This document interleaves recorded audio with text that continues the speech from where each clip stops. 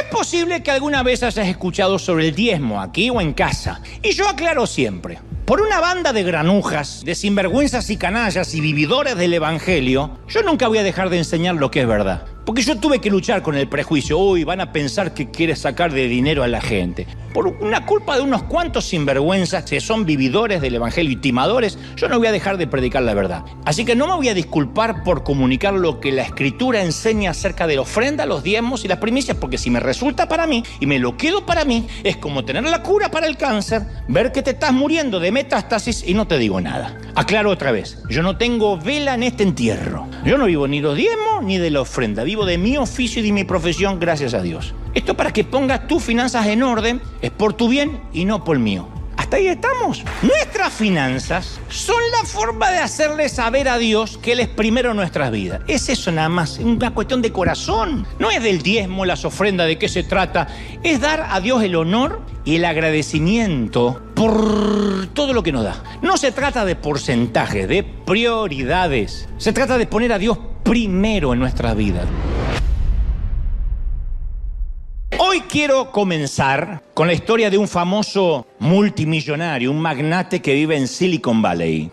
Pertenece a esa generación que se hicieron flamantes ricos con alguna aplicación, un algoritmo o la invención de un novedoso dispositivo móvil. O sea, no heredó la fortuna. De estos muchachos tecnológicos que de la noche a la mañana se hacen millonarios con una red, con lo que sea. Visionario, innovador, líder, empresario, precursor, zapatos italianos, Rolex en su muñeca, traje de diseñador. Su dinero está siempre invertido, el dinero trabaja por él, está en la bolsa, su plástico es dorado, vive de la misma manera en la que vuela, primera clase, desarrolla sus músculos en el gimnasio, le escapa el envejecimiento con algunas aplicaciones discretas de Botox. No como para que quede hinchado como una tortuga ninja, pero alguna que otra cosita. Su barriga es muy plana, siempre huele muy rico. La marca que lo caracteriza, su branding, es su poder de seducción en todos los sentidos, especialmente en los negocios.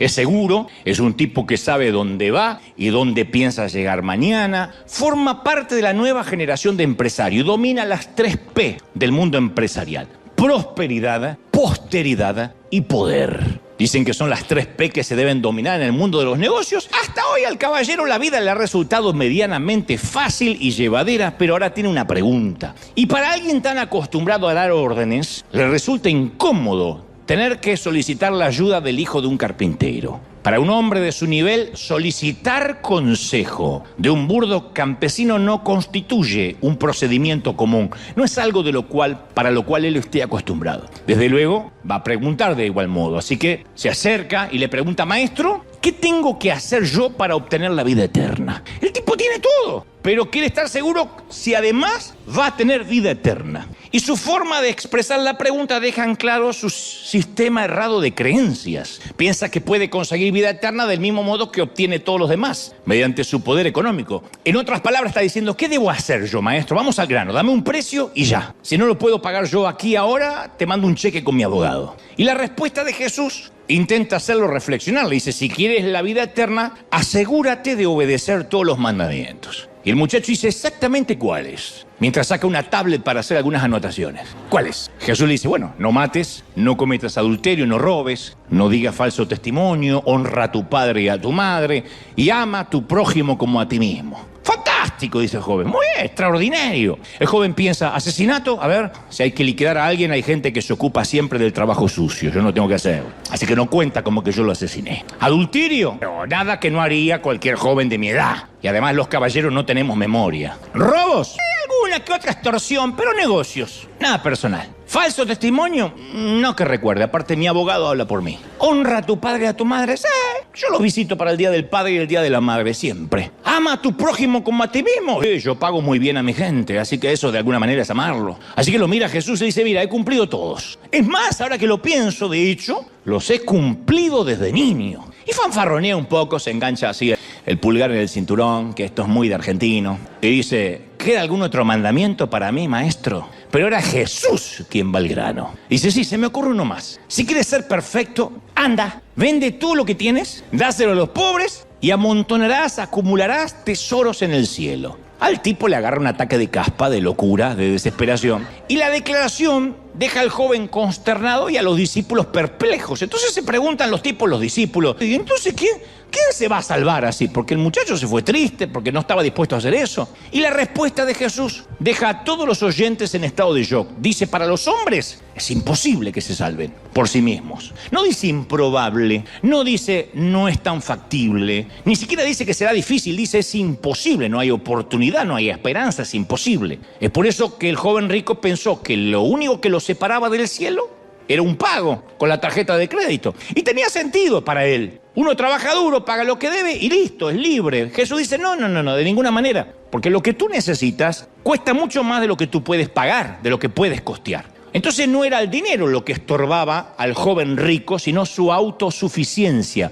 ¿Qué hace falta para llegar al cielo? No eran las posesiones, sino la soberbia. No eran los billetes lo que le molestaba al joven o a Jesús, sino la cabeza inflada. Por eso Jesús agrega en Marcos 10:23, qué difícil es para los ricos entrar al reino de Dios. Pero no solo los ricos tienen dificultad, también los educados, los fuertes, los de buen parecer, los populares, los religiosos, los santurrones y especialmente aquellos que no confían en Dios. Qué difícil es que ganen el reino de los cielos. Te voy a contar otra historia, dicho esta primera, y para relatarte esta segunda historia hay que ir un poquito más atrás. Tenemos que retroceder hasta el libro de Josué. Para hacer un libro que trata de conquistas militares, porque eso es el libro de Josué, se queda corto en cuanto a los detalles militares, porque uno va al libro de Josué y no sabemos qué tipo de armas usó el tipo, cuántos oficiales componían su ejército, no tenemos la menor idea cuántos hombres había en cada batallón, si Josué tenía o no una unidad de operaciones especiales, un grupo SWAT, no lo sabemos. Lo que sí sabemos, si uno va al libro de Josué, es que para que ellos tuvieran batallas vencedoras, para que tuvieran victorias, se tenían que confiar absolutamente en la fidelidad de Dios. Exclusivamente tenían que depender de Él. Entonces esta historia se remite, esta que te voy a contar, a Canaán, que era la propiedad inmueble de mejor calidad sobre toda la tierra. Canaán conectaba a África con Europa, tenía acceso al mar Mediterráneo, era rico en campos, en valles fértiles, y lo más importante, que esa tierra era el regalo de Dios para su pueblo. Esa tierra era lo que Dios le había regalado. Cerca de 7 siglos antes, Dios le había dicho a Abraham en Génesis 12:7, a tu descendencia daré esta tierra. Y ahora está Josué para tomarla, porque Dios ya la separó de antemano, la propiedad era para el pueblo. Jericó estaba destruida, la ciudadela estaba en ruinas, ya estaban a punto de tomar esa tierra que Dios le prometió hace años. El escenario estaba listo para que los hebreos tomen el control. Y el último versículo del capítulo 6 de Jueces termina así: y estaba pues Jehová con Josué y su nombre se divulgó por toda la tierra. El tipo era famosísimo. Jueces 6:27 dice que el tipo era popular, un influencer de ese momento. Pero apenas comienza el capítulo siguiente, el 7, no se pierdan por favor, ni se olviden del joven rico que acabamos de dejar ahí. Apenas empieza el capítulo 7, aparece una palabra o una frase, una oración que hace ruido, que molesta. Dice, sin embargo, o sea, el capítulo 6 termina diciendo, y Dios estaba con Josué, y su nombre se divulgaba por toda la tierra. Cuando empieza el capítulo siguiente, empieza con un sin embargo. Y a mí me preocupa, porque ese sin embargo amenaza con destruir toda la línea del relato. Josué 7:1, que es el capítulo siguiente, dice, sin embargo, esto como cuando la película se complica, Israel desobedeció las instrucciones acerca de lo que debía ser apartado para el Señor. Resulta que un hombre llamado Acán, se cree que fue padre mexicano, madre salvadoreña, dicen los teólogos, algo de Chapín, ¿por qué no? Pero nada de argentino. Había robado algunas cosas consagradas, así que el Señor estaba muy enojado, muy iracundo contra los israelitas. Yo sí, no sé si alguna vez oíste hablar de Acán. No eres el único, porque casi nadie hace énfasis acerca de la historia de Acán. No obstante, su historia sobrevivió al archivo bíblico. Por alguna razón, esa historia Dios decidió registrarla y que quede ahí. No es una historia, ya te aclaro, con final feliz. No es una lectura placentera para una escuela dominical. Este es el dossier de Acán. Esta es la vida de Acán, el perfil. Tenía una esposa, una familia. Afortunado porque la Biblia no menciona que tuviera suegra, así que seguramente la esposa era huérfana. O sea, tenía todo el tipo. Bueyes, asnos, ovejas y una tienda, una casa. tenía un lugar en el linaje de Judá y a pesar de todo eso, violó descarada y deliberadamente la orden que Dios había dado en Josué 6:18. No se queden con ninguna cosa que esté destinada para ser destruida, pues de lo contrario, dijo Dios, ustedes serán destruidos por completo y traerán veneno, desgracia al campamento de Israel. Todo lo que está hecho de plata, aclara Dios, a prueba de Dumber, a prueba de algún tonto que no se puede. Todo lo que está hecho de oro, de plata, de bronce, de hierro, le pertenece a Dios. Y por eso es sagrado. Así que colóquenlo en el tesoro del Señor.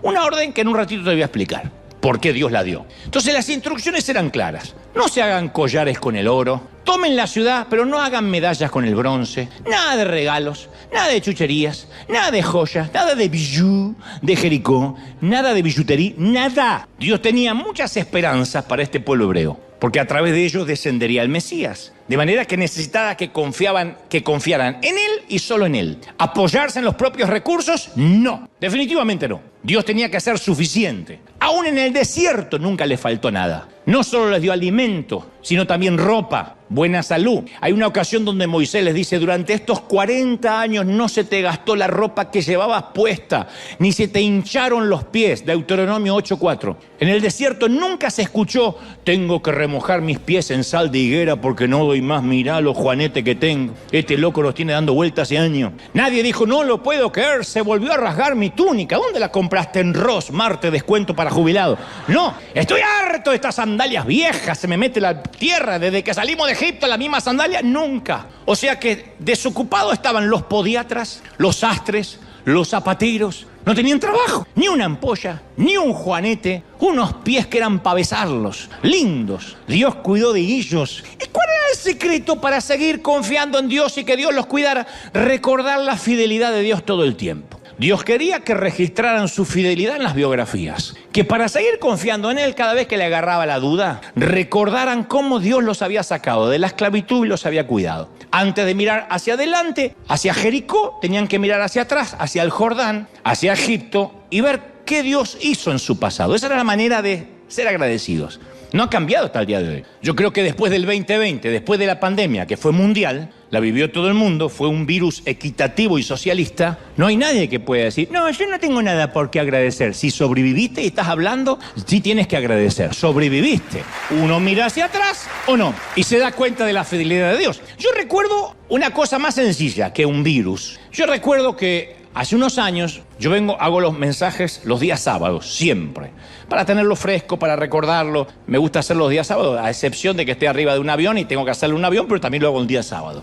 Y me acuerdo que no podía inspirarme en el mensaje, y se pasaba la hora, y llegaba el domingo y no tenía el mensaje, y entonces pensé, esto ya hace unos años, dije, nunca me pasó, pero quizá mañana tenga que pararme ante la gente y decir, no tengo mensaje, Dios no me dio nada. Y de pronto sentí que Dios me decía a mi corazón, desde que llegaste a la Catedral de Cristal, no hablemos de para atrás, porque Dios me ha tenido hablando de los 19 años, pero que desde que llegaste a la catedral hace 15 años, ¿cuántos mensajes te he dado? Y en ese momento la respuesta era más de 700. Y Dios me susurró, ¿está diciendo que yo te inspiré 700 veces, 700 sábados? ¿Qué te hace pensar que hoy cambié de opinión? ¿Que tengo un desfase hormonal? ¿Que dejé de ser Dios? ¿Que me distraje con Medio Oriente? Entonces yo entendí que si Dios me había inspirado tanto en el pasado, no iba a dejar de inspirarme aunque yo fallara. Por eso uno tiene que crear una sala de trofeos en el corazón. Poner un recuerdo de la fidelidad divina en las estanterías del alma y de la mente. Y cada vez que nos enfrentamos a un reto, hacer un recorrido hacia atrás. Es el único permiso que tenemos para ir al pasado, para ver los logros de Dios de nuestras vidas. Mirar todos los cheques de nómina que te ha provisto, las bendiciones que te concedió, las oraciones que te contestó, la salud que te regaló, la vida que te dio, el haber desayunado esta mañana.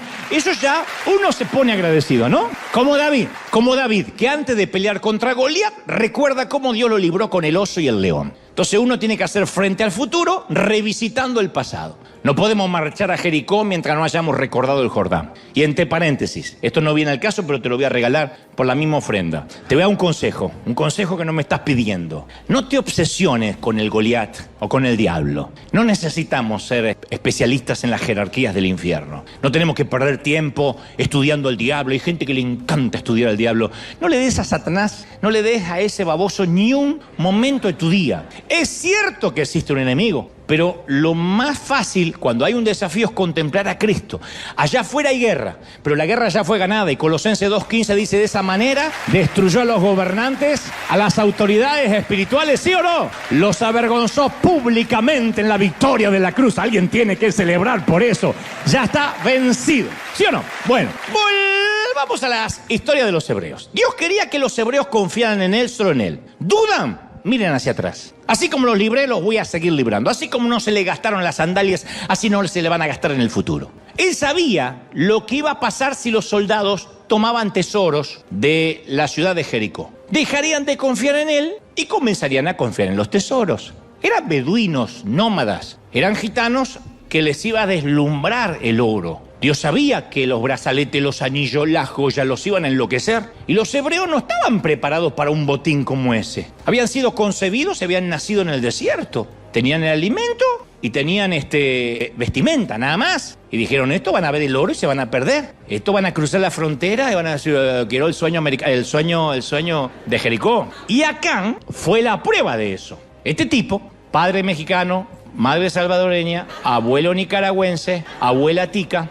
vio las joyas y se olvidó del rey. Te cuento cómo esto surge, cómo salta, cómo se enteran que este tipo había robado. Resulta que a pocas millas de Jericó estaban ahí listos para tomar la gran ciudad. Había una pequeñísima ciudad enemiga llamada Ai. No Ai como la onomatopeya del dolor, sino Ai como si fuera H-A-I, latina. Y Josué, que venía invicto de todas las batallas, asumió que ese pequeño pueblo de Ai era pan comido.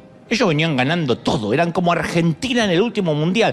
Venían así, Después de México, lo demás fue un trámite. Ya falta menos, 3 años y no les hablo más. Así que ordenó a sus hombres que atacaran Ai. En toda la aldea de Ai, H-A-I, latina, había solo 12.000 habitantes. Josué tenía esa cantidad de hombres en el turno nocturno de su ejército. Así que envió un batallón reducido, 3.000 soldados. Dijo: vayan ustedes, como cuando, insisto, en el fútbol Brasil está tan seguro de ganar que envía a jugar a una final a su equipo de suplentes. Vieron que Brasil pone los suplentes y gana. Sí, igual dijo que vayan los suplentes. Siguió comiendo José, dijo: ve con 3.000 soldados y termina con Ai, porque aquí está la gran ciudad. Eso es un detalle menor, un grano que hay que sacarse. Pero a Josué le esperaba una amarga sorpresa. La aldea de Ai, metafóricamente hablando, era un hervidero de perros rabiosos y Ai los mordió y los sacó corriendo a todos. La división de Josué volvió desalentada, desgreñada, lamiéndose las heridas. Y Josué 7:4 relata que los hombres de Ai persiguieron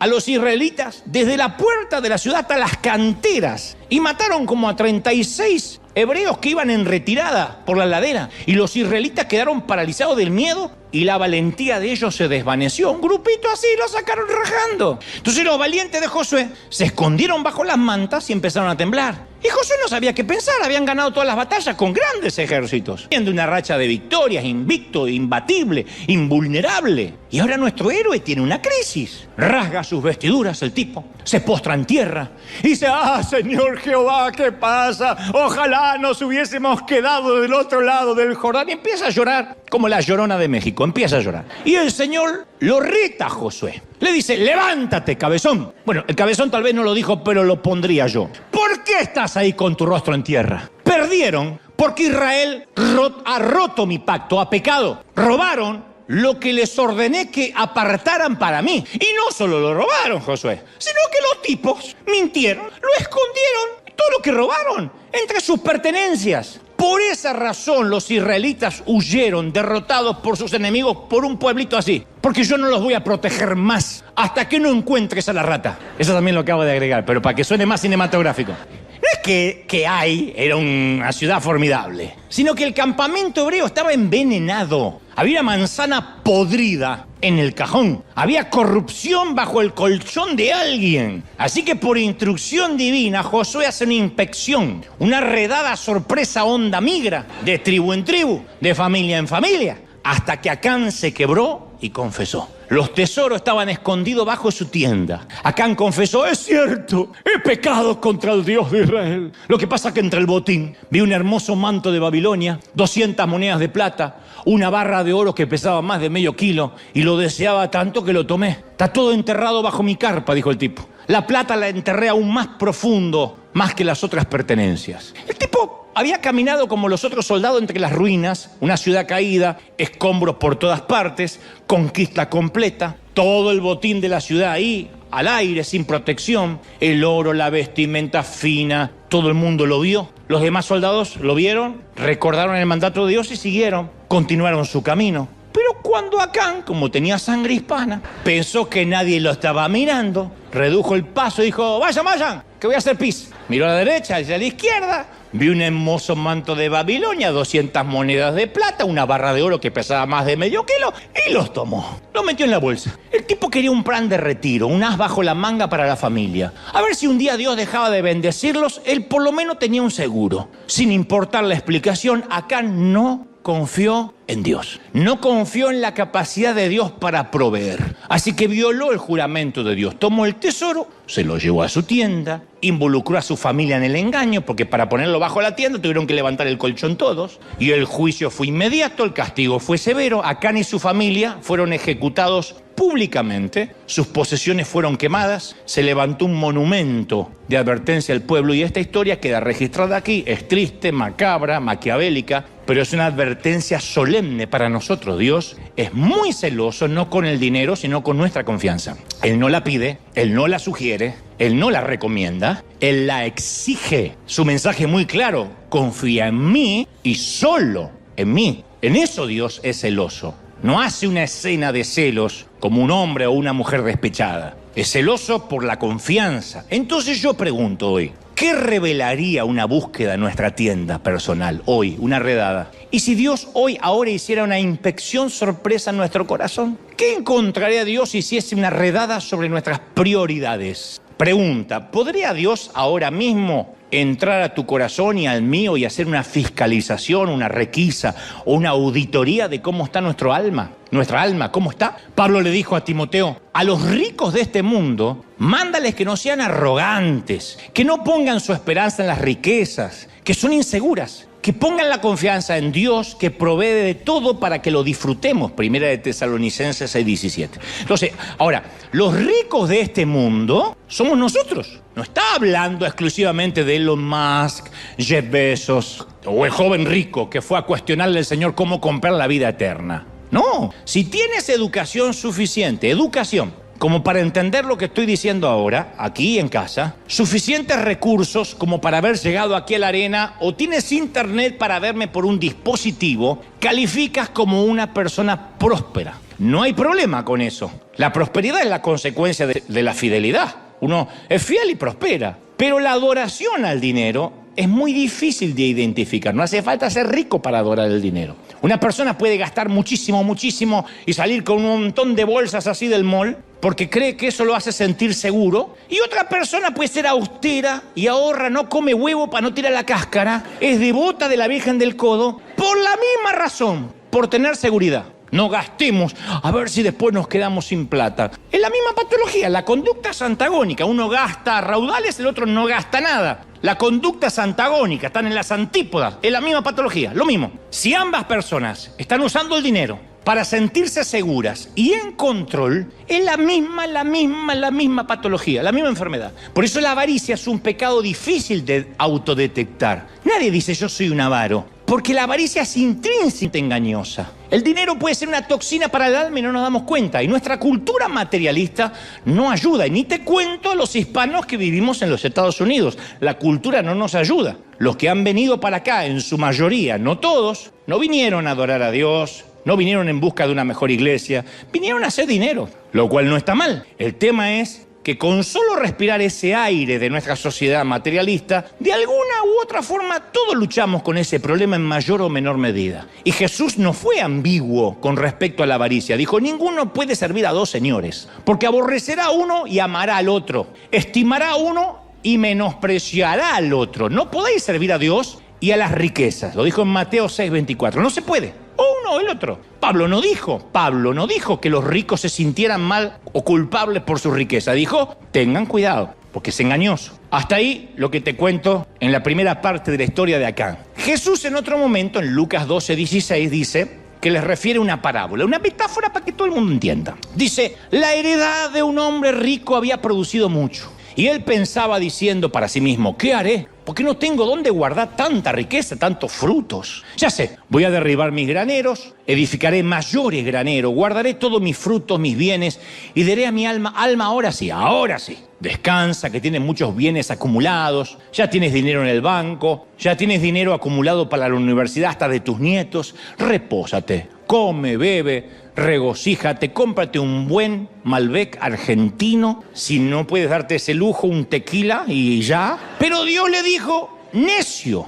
tonto, menso, botarate, esta noche vienen a pedirte el alma y todo lo que armaste, lo que juntaste, lo que gestionaste, ¿para quién le va a quedar? Ahora, míreme, este tipo rico parece un hombre honesto, decente, un trabajador, un tipo que capaz que cruzó la frontera y empezó a trabajar como loco para tener una vida más digna, envió remesas a su familia, se compró su casita, se metió en una hipoteca hasta que empezó a prosperar y está bien. El que no trabaja, que no coma, dice la palabra, está bien. Pero este tipo era lo suficientemente inteligente y espabilado para los negocios. Hasta donde sabemos, su fortuna no había sido erigida de manera deshonrada. No hay mención de explotación, no hay mención de malversación de fondos en la parábola de Jesús. Él puso su talento a disposición de su trabajo duro y tuvo éxito. Seguro escribió un libro, 12 pasos para obtener tu granero. O daba seminarios con el título, Empodérate con tu granero ahora. Sin embargo, Jesús le pone el sombrero de tonto. ¿En qué se equivocó este sujeto? El tipo se mudó a un barrio exclusivo en Dana Point, compró una casa de 7 dormitorios, de un lado daba un campo de golf y del otro lado a un yate atracado en su propio muelle. La misma noche de la mudanza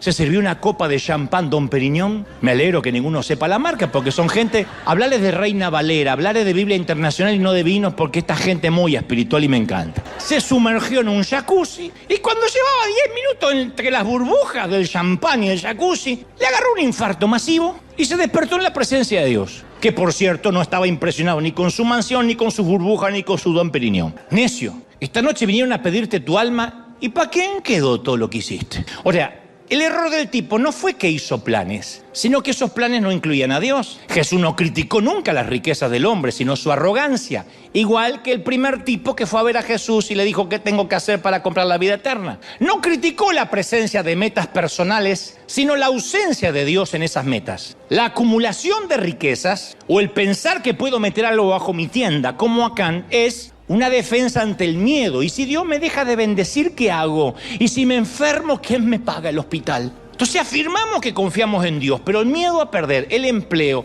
el seguro de salud, la jubilación, nos hace que tengamos que trabajar más y juntar por si pasa algo. Y si la motivación está equivocada, empieza a desagradar a Dios. Siempre que, como Acán, pongamos nuestra confianza bajo el colchón, bajo la tienda, vamos a provocar que Dios quite el favor de nuestras batallas. Y después nos preguntamos por qué perdemos con un pueblito como hay. Y después nos preguntamos por qué la rebeldía entró a casa, por qué la disociación, por qué las peleas, las riñas, por qué nos piden la quiebra. ¿Qué pasó con el favor de Dios de nuestras vidas? ¿Cómo es que podemos perder una batalla con una bobería tan grande? Porque Dios quitó su favor. No podemos pensar ni por un instante, gente amada, que tenemos algo que ver con nuestra provisión. Nuestro efectivo, la casa, el auto, la ropa, no es gracias ni a Biden, ni a Trump, ni a Chase, ni a Bank of America. No son nuestros. Mío es la plata y mío es el oro, dice Jehová de los ejércitos. ¿Estamos de acuerdo, sí o no? Mío es. El rico necio no se dio cuenta de eso. La viuda que fue a ofrendar al templo se dio cuenta de eso. ¿Se acuerdan que vino una viuda pobre, echó 2 blancas o un cuadrante? Y entonces Jesús, llamando a sus discípulos, les dijo: de cierto digo que esta viuda echó más que todos los que han puesto su dinero en la urna, porque todos han echado de lo que les sobra. Pero esta, de su pobreza, echó lo que tenía, de su sustento. La historia está en Marcos 12:42. A esta mujer le quedaban 2 centavos y en vez de gastarlos comprando pan, se los devolvió a Dios. Los asesores de inversiones hubiesen aplaudido la estrategia de inversión del tipo de los graneros y habrían desalentado la generosidad de la mujer. ¿Pero qué hace, señora? Tiene 2 centavos y los pone en la ofrenda. ¿Usted está loca? Jesús hizo lo opuesto. La heroína financiera fue una mujer pobre que colocó todo lo que tenía y confió en Dios porque sentía que no era su dinero. Cuando pensamos que algo es nuestro, es ahí cuando nos cuesta dar. Cuando pensamos que si damos nos vamos a quedar con menos. Cuando somos muy pobres no nos cuesta dar, porque compartimos el arroz, los frijoles, lo que tengamos que compartir. Mi mamá decía, donde comen 4, comen 5, donde comen 5, comen 6. Los 6 nos moríamos de hambre, pero bueno, dividíamos.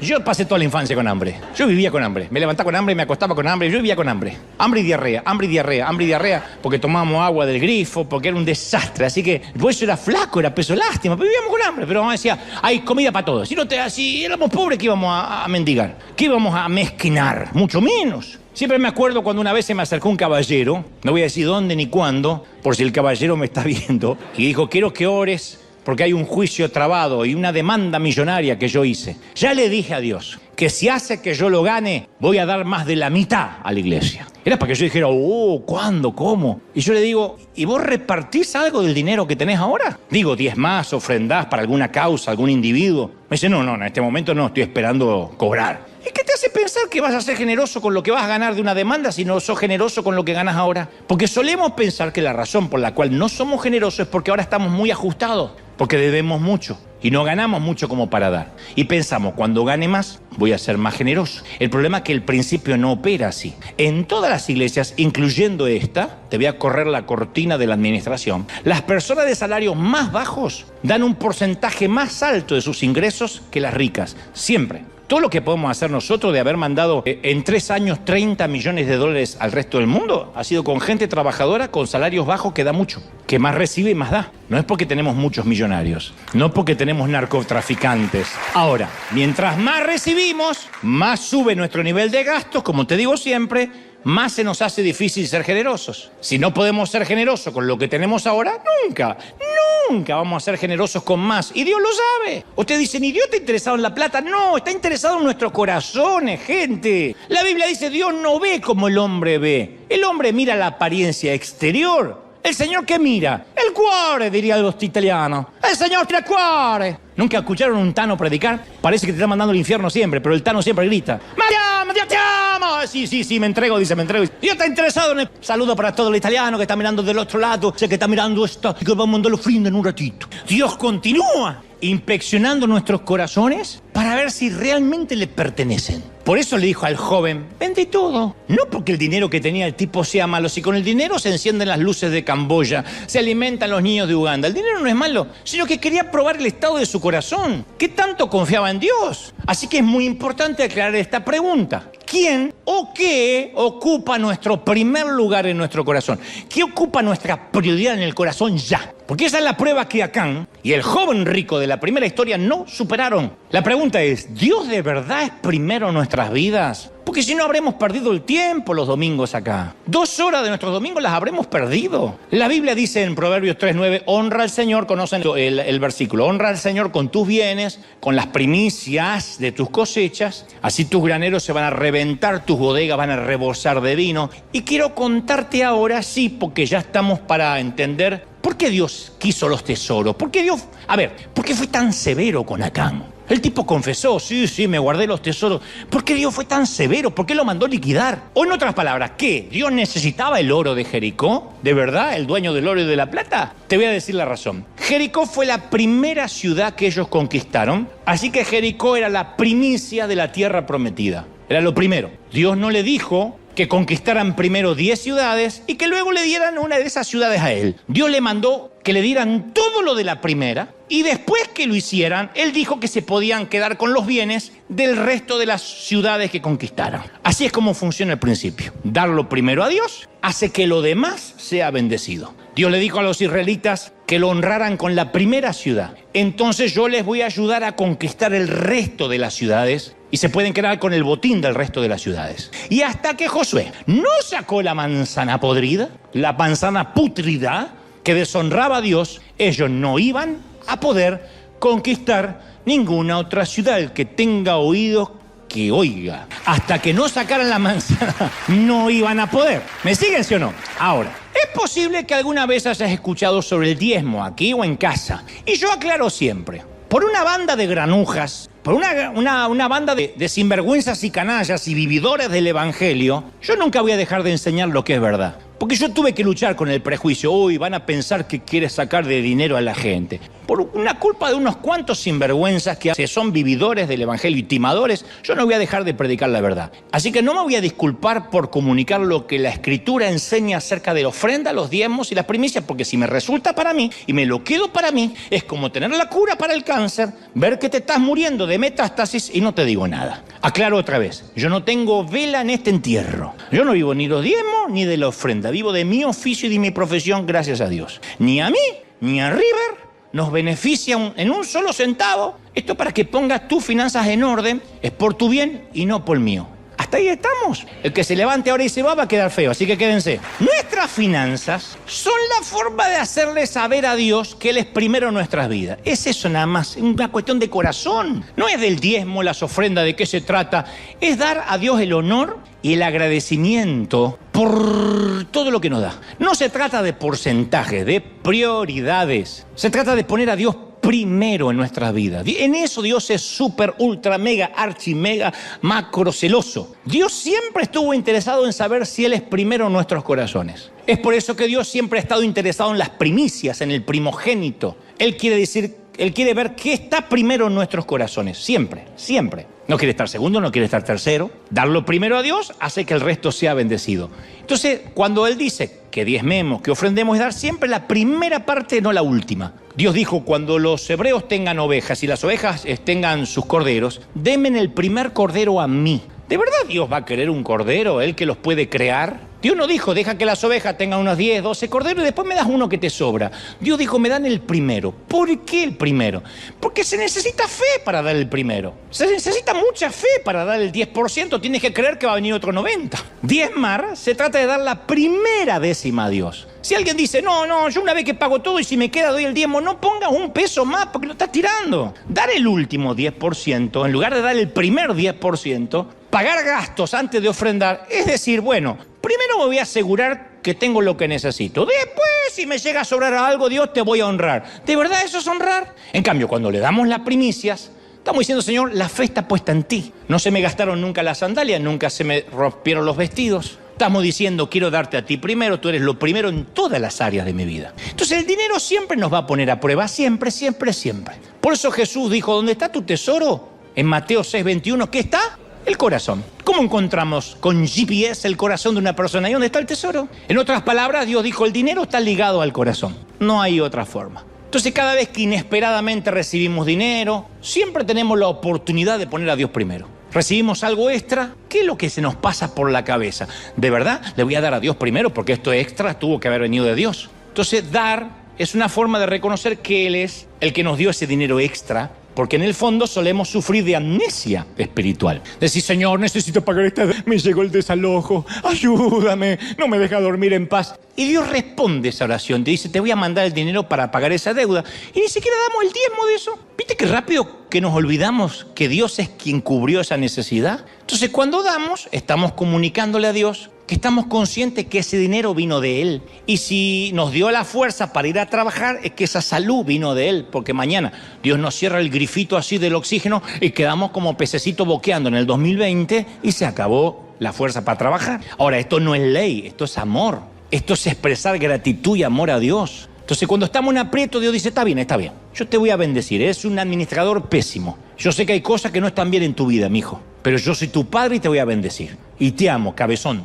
te amo. Yo sé que eres cabezón, pero te voy a ayudar. Voy a poner en el corazón de tu jefe que te dé un aumento de salario, aunque en este momento no le están dando aumento a nadie en la compañía. Porque Dios te ama tanto que en algunos casos hasta mueve el corazón de un incrédulo para darte provisión. Mueve el corazón de un cuervo, de una suegra que te dice, yerno, no sé por qué estoy haciendo esto. Y lo mínimo que uno ¿qué tiene que hacer? Agradecer a Dios con la dádiva. Eso resume la prueba de nuestras prioridades. Eso es decir, esa es la prioridad. Y de verdad insisto, me crean o no me crean, esto no es dinero, por Dios. Yo no me podría nunca ir de este país, o irme de River, o salir del streaming, si nunca te hubiese hablado de esto, porque sería, insisto, guardarme la cura, la terapia, para una patología que enferma, que cambia la mente, especialmente de los hispanos que pasamos mucha pobreza. Los que pasamos mucha pobreza, los que pasamos mucha necesidad, solemos ser muy trabajadores, es cierto. Pero en ese afán de trabajar, se nos va perdiendo la vida, se nos van confundiendo las prioridades. Le cuento a la gente de América, Europa, Asia y África que en Estados Unidos de América, los hispanos trabajamos mucho, 2, 3 trabajos,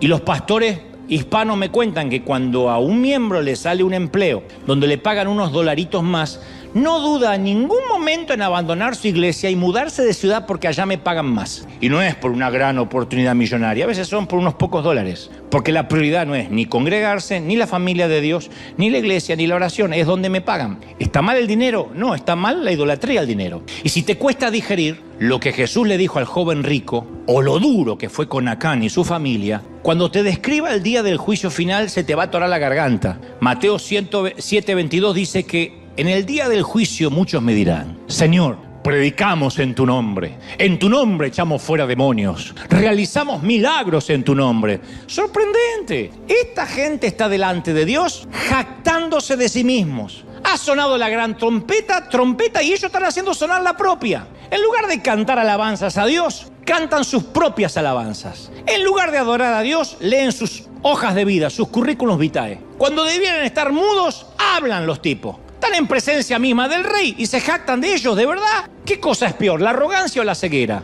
Uno no se jacta de la bondad, de lo usado que fue por Dios delante del perfecto y delante de la presencia de Dios. Y dice el Señor, y yo le responderé, nunca los conocí, apartaos de mí, hacedores de maldad. ¿Cómo de maldad? Si hacían milagros en el nombre del Señor. La motivación era equivocada. Entonces, Dios no nos salva por lo que hayamos hecho. Únicamente un Dios endeble puede ser comprado con diezmos. Solo un Dios egoísta queda impresionado ante nuestro dolor. Solo un Dios temperamental quedaría satisfecho con un sacrificio. Solo un Dios que no tiene alma vendería la salvación al mejor postor. Pero un Dios grande hace por sus hijos lo que ellos no pueden hacer. Y este es el mensaje de la primera bienaventuranza. Dichosos los que reconocen su pobreza espiritual, porque de ellos es el reino de los cielos. Entonces no importa cuánto ganemos, cuánto tengamos. ¿Estamos sí o no? Por eso Dios nos vuelve a preguntar, ¿qué revelaría una búsqueda en nuestra tienda? Hoy, si Dios hiciera ahora una inspección sorpresa en tu corazón, ¿qué encontraría si hiciese una redada en nuestras prioridades? ¿Podría Dios ahora mismo, en este mismo instante, hacer una fiscalización, una requisa, una auditoría del alma? Yo me hago esa pregunta a diario, de verdad, porque no hay una estatura espiritual donde uno ya no le pasan esas cosas con el dinero. Con poco, tengamos poquito, tengamos mucho, uno puede tener mentalidad de miserable. Siempre me pregunto, Señor, ¿estoy administrando bien? Porque Dios dice que si tenemos alimento y ropa, tenemos que alegrarnos. Es todo lo que necesitamos. Todo lo demás proviene de la vanidad. ¿Está mal querer tener una casa más linda? Claro que no. El problema es si la casa te quita el sueño. O si el auto que sueñas ocupa tu primer lugar. Todo el tiempo tenemos que recordar nuestro orden de prioridades. En mi caso, apenas me doy cuenta que yo soy la manzana podrida en el cajón, inmediatamente busco reordenar mis prioridades. Inmediatamente. No estamos en los tiempos de la ley donde seré ejecutado. Siempre tengo la providencia de correr a su gracia. Pero yo no quiero ser un corrupto y mucho menos envenenar a mi familia y, lo que es peor, a todo el campamento por mi comportamiento. Jamás me perdonaría que comenzáramos a perder batallas a causa de tener veneno bajo mi colchón. ¿Qué es el veneno bajo el colchón? El creer que uno puede asegurarse el futuro y tener el control de algo. Solo Dios es nuestro proveedor. Y Dios es muy celoso sobre en quién ponemos nuestra confianza o en qué. Insisto, no la pide, no la sugiere, no la recomienda, Él la exige. Y Él dice hoy, confía en mí y solamente en mí. Hace muchos años, David Wilkerson, que actualmente está en la presencia del Señor, el pastor que fundó un montón de centros de rehabilitación llamado Desafío Juvenil, visitó Buenos Aires cuando yo todavía vivía en Argentina. Y él contó una experiencia que marcó mi corazón para siempre. Él dijo que había comprado cerca de 50 lotes para construir edificios que fungieran como hogares de rehabilitación. Los tenía alrededor de todo el globo, pero él seguía rentando su casa. Y un día le dijo a su esposa: nos estamos poniendo viejos, deberíamos tener nuestra propia casita, por si algún día el ministerio se acaba, la bendición deja de fluir, no tenemos nada, no hemos construido nada para nosotros. Y él confesó que compró una casita en Florida, no una mansión, una casa digna en Florida, en Miami. Y antes de asegurarla, cuando apenas la había comprado y se había abierto el escrow, vino un huracán y se llevó la casa completa y perdió todo lo que él había puesto, o por lo menos el pago inicial. Y se enoja con Dios. Le dice: Señor, compré 50 lotes para ti, y mi casita que tenías que haber cuidado se la llevó un huracán. Y el Señor le dijo: no fue la casa el problema, no fue el querer descansar en las tierras cálidas de Florida la situación que llevó a esto, sino que dejaste de confiar en mí. Dijiste: por si la bendición de Dios se acaba. ¿Tú crees que con lo que has hecho y me has servido no cuidaré de ti en tu vejez? Cuidaré de tus hijos, aún hasta la tercera y cuarta generación, aún cuando ellos no me hayan servido. ¿Crees que te dejaré de bendecir? ¿De verdad? ¿De verdad creemos eso? ¿De verdad creemos que Dios va a decir: no importa lo que serviste? Un patrón injusto, mundano, sabe dar buena dádiva a un buen empleado que trabajó por años, y Dios nos va a abandonar, aun si nos equivocáramos, aun si tropezáramos. No podemos tener un plan B, por si acaso el maná se acaba mañana. Te proveerá un día a la vez. Un día a la vez. Seas pobre, rico, millonario, un día a la vez. La salud es un día a la vez. Hoy tienes salud, mañana, quién sabe. Hoy tienes casa, pudiste desayunar y quizás almorzarás. Mañana, quién sabe. Si no aprendimos esto, insisto, durante la pandemia habremos sido una sarta de necios. La providencia es diaria, y cuando decimos: Señor, dame 10 maná en vez de 1, lo que estamos diciéndole: Señor, no tengo que venir mañana a pedir por este maná. Dios dice: mentira, no me estás pidiendo provisión, me estás pidiendo no tener que depender de mí. Entonces hoy vamos a decirle al Señor que a partir de hoy lo vamos a honrar de corazón y que siempre Él va a ser nuestra primicia. Celebro los que se congregan el día domingo, porque el domingo es la primicia de la semana y las primeras horas y el primer día es para el Señor. Eso bendice tu semana. Bendecirá el resto, ¿sí o no? Bendigo los que siembran, bendigo los que dan. De lo que me entre, de un contrato, de la televisión, de la radio, de los libros, de las conferencias, a mí me urge, y no digo esto altaneramente, pero me urge inmediatamente a escribir el 10% para el Señor. No quiero tocarlo de que es de mi socio, porque apenas me pide una parte pequeña para bendecirme todo el resto. Y hasta aquí me ha ido perfecto. No sé lo que es no depender de Él. Él cuida mi salud, Él cuida de los míos. Él me cuida, me sostiene en los aviones, aunque sea Bianca. Él me trae de regreso a casa. Me da salud, me da voz. Mi mente no ha fallado hasta la fecha, no que recuerde. Mantiene mis neuronas en su sitio. Hace que me pueda parar con hidalguía, con estoicismo, todas las semanas aquí o en cualquier parte del planeta. Yo lo único que tengo es agradecimiento. Y digo: ¿de verdad solo me pides una parte? Y Él me dice: no, la última, la primera. Y siempre ha sido así. Lo primero, parece egoísta, pero es prioridad. Es lo que una dama le pediría a su novio. Es lo que un novio le pediría a su dama. Quiero ser tu prioridad. Quiero estar número 1 en tu corazón. Y es lo que Dios nos va a pedir por siempre. Y todo se te será dado por añadidura. Porque Dios sabe qué cosas tenéis necesidad. Y te ama tanto que no va a dejar de cumplirte tu sueño, aunque sea un sueño. ¿Por qué lo sé? Porque tengo hijos. Porque fui hijo. ¿Por qué no le digo a mis hijos solo con la comida que les baste? Si puedo, les cumplo el pequeño sueño. ¿O acaso no mimamos a nuestros hijos? ¿No le compramos eso que tanto quieren, las zapatillas que sueñan, el iPad? Si podemos, se lo damos. Y Dios es un Dios que sabe dar buenas dádivas. Si un padre injusto sabe dar buenas dádivas, ¿cuánto más nuestro Padre?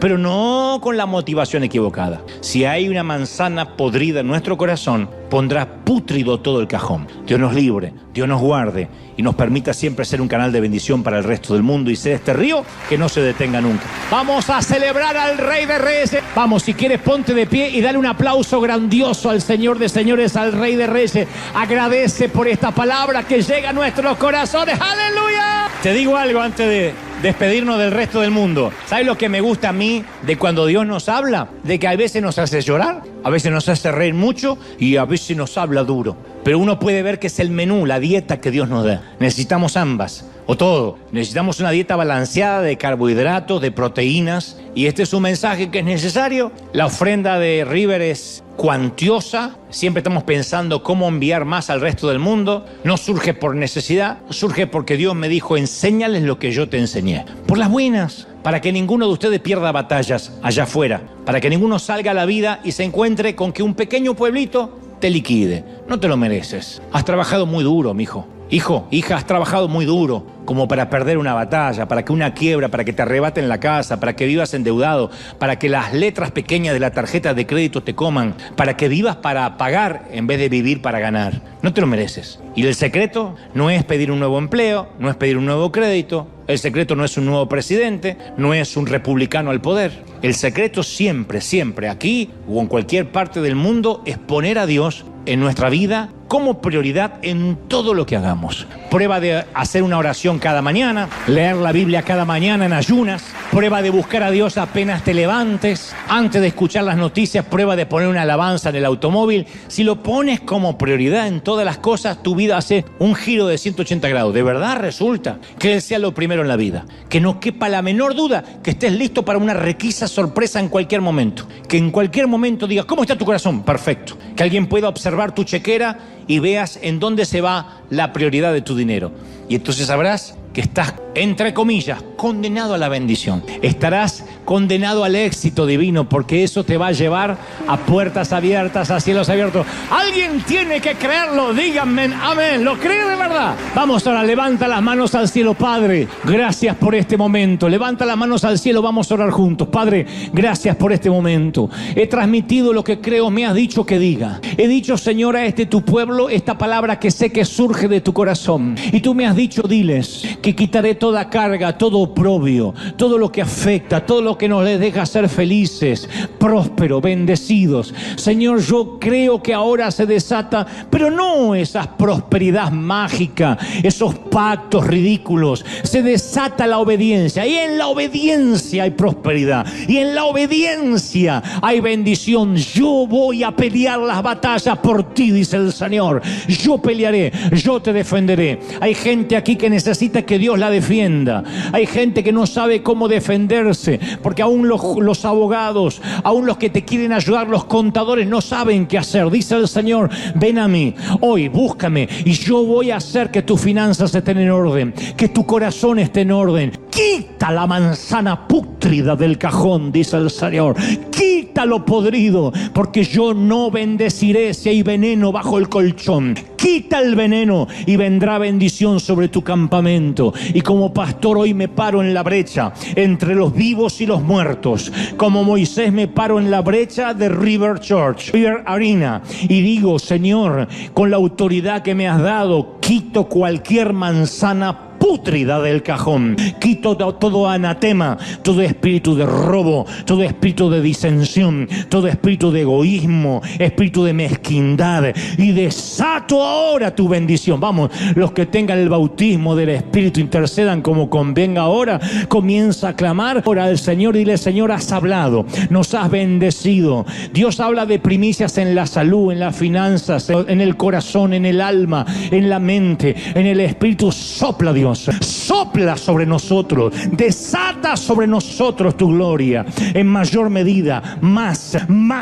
hasta que sobreabunde, hasta que sea tan grande que nos sorprenda, que la gloria de Dios inunde tus corazones, tus vidas. Vamos, levanta las manos si estás en crisis financiera, si necesitas salir adelante. Dios me ha mostrado ayer fuertemente, cuando estaba en casa, personas que estaban atribuladas por las finanzas. Dios me dice, hoy te voy a bendecir. Viene una salvaguarda, viene una bendición que no esperabas, un viento de otra parte. Pero recuerda de quién viene la salvación. Mira, recuerda al oso y al león, David, porque así enfrentarás a Goliat. Recuerda de dónde te saqué, recuerda mi fidelidad, porque he bendecido a tantos y tan pronto reciben bendición, olvidan al dador de la dádiva. Recuerda, iglesia, recuerda cómo Dios Dios te bendijo, cómo Dios te sacó. Recuerda quién te quitó el hambre. No es el gobierno, no es ningún político, no hay nadie que pueda darte lo que yo te voy a dar, dice el Señor. Levanta las manos, bebe, recibe. Dile: Señor, esta palabra se sella en el corazón, en el alma, en el espíritu. Y yo lo creo. Presencia del Espíritu sopla del norte, del sur, del este y del oeste. Derrama tu gloria ahora. Uy, Saba, más hasta que sobreabunde. Gracias, Padre, cuánto que nos amas, cuánto que nos amas. Cuánto te ama el Señor, cuánto te ama el Señor, pequeño, cuánto te ama, pequeña, cuánto te ama el Señor. Quita. Vamos, hay una redada ahora, pero Dios dice: en mi gracia, en mi misericordia, vamos, saca debajo del colchón todo temor, todo miedo, lo que te ha hecho no confiar en Él. Uy, Santo Espíritu de Dios. Sigan, solo unos minutos más. Yo te conté que mi temor más grande es, no sé, creo que lo tengo hace 15 o 20 años, es perder la mente. Trabajo mucho con ella y digo, no quisiera nunca perder la mente, vi el Alzheimer de mi mamá, los desvaríos de ella, y yo decía: Señor, una mujer tan inteligente y de pronto en su vejez, yo digo: Señor, permíteme hasta muy viejito, si tú no me vas a llevar antes, tener la mente. Y el Señor me dice: así como estuve en tu pasado, estaré hasta el último día de tu vida. Y si voy a perder la mente, va a ser porque Dios dice: para que sufra menos a este le voy a sacar un par de neuronas. Pero todo está bajo su control. Y cuando uno deja la salud bajo su control, cuando uno deja la economía bajo su control, la casa, los hijos, el yugo es fácil, la carga es liviana. No hay de qué preocuparse. Basta el día con su afán. El tema es confiar en Dios. ¿Te falló hasta aquí? No. ¿Estuvo contigo? Sí. Cuando atravesaste el dolor, ¿te trajo hasta aquí? Sí. ¿Comiste? ¿Tienes salud? Sí. ¿Por qué Dios va a cambiar? Porque te equivocaste. Él sabía cuando subió a la cruz las veces que te ibas a equivocar. Y murió por los pecados que cometiste, por los que estás cometiendo y por los que vas a cometer. Te ama tanto el Señor que no te va a dejar. Confía en su fidelidad, sé feliz, aférrate de Él y ten una buena vida hasta que te toque partir a la eternidad o Él nos venga a buscar. Dios te bendiga, Dios te guarde. Chau, gente maravillosa. Hasta el domingo que viene. Chau. Dios te bendiga. Si esta palabra bendijo tu vida, te invito a que te suscribas y actives la campanita. Así seguiremos creciendo juntos en la fe.